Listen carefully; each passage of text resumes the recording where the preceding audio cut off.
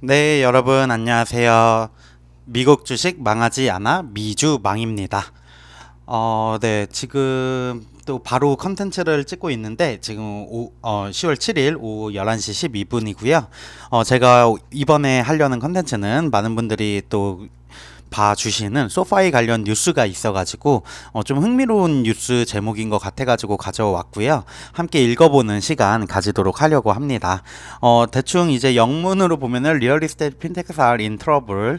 네, 부동산 핀테크들은 문제에 직면했다. 하지만 소파이는 60% 이상 솟을 수 있다. 네, 상승할 수 있다라는 내용의 제목을 기사를 가져왔고요. 함께 읽어보면서 어떤 내용인지 보도록 하겠습니다. 21시간 전에 올라온 내용이어서 약 하루 정도 시차가 있는 점 양해해 주시기 바라고요. 한번 읽어볼게요. 네.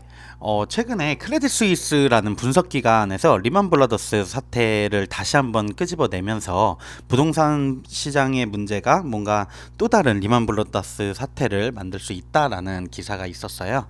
그래가지고 관련해가지고 아마 그런 부분을 또 조명을 했던 것 같은데 한번 내용 보면서 읽어보도록 하겠습니다. 금요일 크레딧 스위스는 이메일로 증권 고객을 안심시키려다가 실수로 패닉을 일으켰다. 그래가지고 주식은 15% 폭락하고 뭐 스프레드는 140bp에서 50bp 이상으로 확대될 것이다. 뭐 이런 내용인데 이 부분은 잘 모르겠가지고 일단은 넘어가고요. 부실은행 뭐 크레딧 스위스가 뭐 리먼 브라더스 사태처럼 다시 뭔가 그러한 위기가 발생할 수 있다라는 내용의 리포트 이런 부분을 발행을 한 것 같은데 관련해가지고 또 좀 더 자세히 내용을 보겠습니다. 금리 인상과 자산 가격 하락으로 투자자들은 차기 리먼 사태로부터 자신을 보호하기 위해 분주히 움직이고 있습니다. 그래서 최근 몇 주 동안 주가가 꾸준히 하락을 했고 모기지 해가지고 리먼 브라더스가 파산을 했던 거잖아요. 당시 이제 그 2008년 금융위기 때 해가지고 그런 부분 모기지나 이런 부분에 관련해서 문제가 있다라고 조명을 했고 가장 큰 문제는 비은행 시스템, 특히 미국 부동산을 취급하는 핀테크 기업에 도사리고 있을 가능성이 높다라는 게 이 기사의 요지인 것 같아요. 그래서 기술 스타트업은 비은행 기업에 대한 느슨한 규제 덕분에 미국에서 급증했다. 그리고 뭐 온라인 모기지 대출 기관인 로켓 모기지라는 회사가 있는 것 같은데 미국 최대 주택 모기지 업체고 뭐 가장 큰 사무실 인차 위워크 내용도 있고요. 그래서 본질적으로도 부동산에 대한 은행으로 운영되며 건물에서 장기 임대를 받고 고객을 위한 단기 계약으로 분할을 한다. 해당 사업 모델에 대해서 얘기를 하고 있는 것 같아요. 이 모든 작업은 실제 금융기관에 등록을 하지 않는다. 라는 부분이 또 얘기가 있는 것 같고요.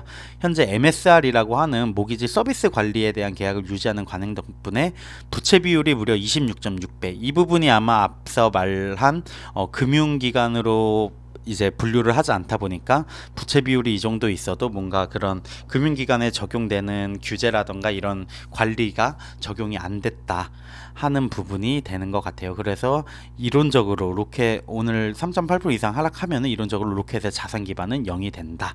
이런 내용을 모기지와 부동산과 엮어가지고 부동산 스타트업들에 대해서 얘기를 하고 있습니다. 그래서 신용 투자자들은 레버리지에 대해 걱정하기 시작했다. 10년물 RKT, 로켓 모기지라는 부분 관련해가지고 로켓 모기지 채권 네, 가격은 현재 달러당 60센트에 거래되어 있고 이거는 하락한 부분이다. 그리고 오픈도어, 오퍼패드에 이르기까지 수많은 핀테크 부동산 회사가 이전 가치의 일부로 거래합니다. 라는 내용은 이전 가치, 그러니까 뭐 붐이 일어나기 전에 가치로 돌아왔다. 라는 얘기인 것 같고요. 부동산 시장이 둔화되고 있다라는 부분이 또 포인트인 것 같아요. 부동산 분석 회사인 코어로직의 데이터에 따르면 7월과 8월 사이 집값이 0.7% 하락했다.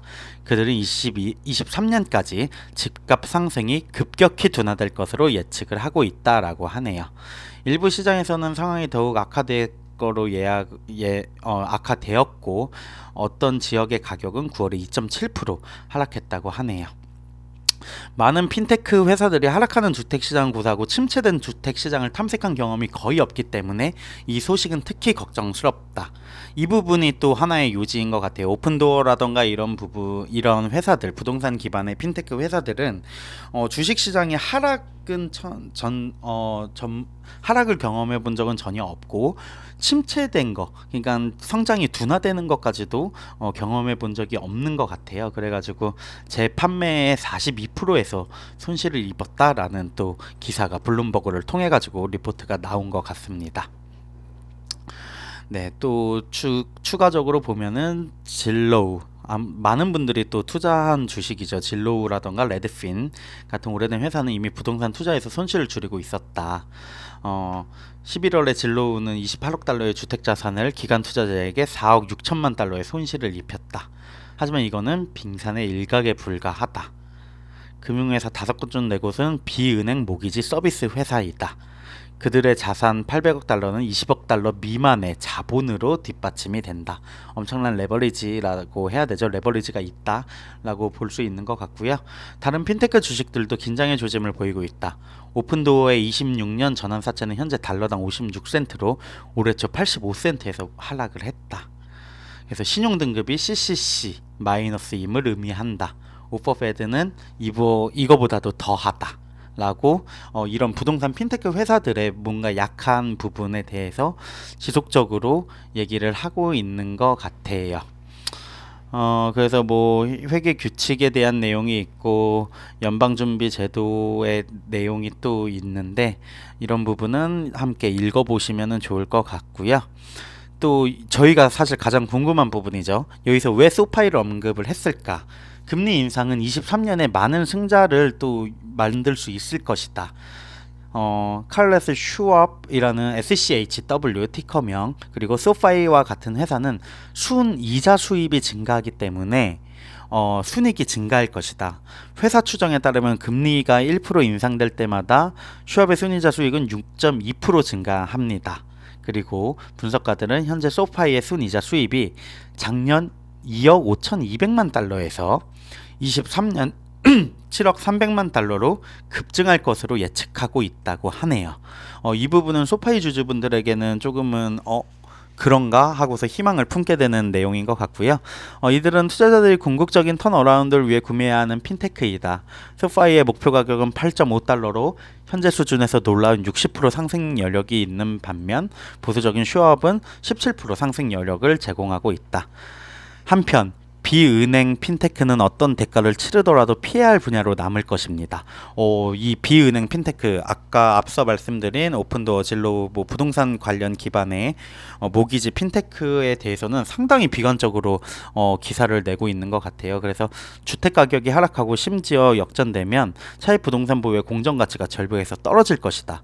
투자자들은 조심하십시오. 다음 리먼 브로더스는 우리 코어 아래 어딘가, 코앞에 와 있다, 이런 내용인 것 같아요. 코 아래 어딘가에 있습니다 라고 해가지고 되게 부동산 기반의 핀테크와 약간 이자 수입을 올리는 핀테크, 어떻게 보면 순수 핀테크죠. 이런 핀 기반의 이런 사업 모델을 가진 회사들과 되게 비교를 하고 있는 것 같아요. 그래서 아무래도 크레딧 스위스도 뭔가 부동산 시장이, 미국 시장이 진짜 몇십 년 만에 뭔가 침체가 올 수 있다라고 예측을 하다 보니까 리먼 브로더스 사태도 있었고 모기지에 대한 트라우마라고 할 수도 있죠. 그런 부분이 있어가지고 이런 기사를 또 추가적으로 낸 것 같고요. 소파이 주주분들에게는 어떻게 보면 희망을 가질 수 있는 내용이죠. 순이익 아까 마지막쯤에 얘기한 것처럼 작년 2억 5,200만 달러에서 23년 7억 300만 달러면은 순이자 수입이 2배 이상, 거의 3배 가까이 오르는 거기 때문에 소파이 주주분들이라면 해당 기사 관심 깊게 한번 따로 찾아서 번역하면서 읽어보시면 좋을 거라고 생각이 듭니다. 네, 그럼 지금까지 미국 주식 망하지 않아의 미주 망이었습니다. 감사합니다.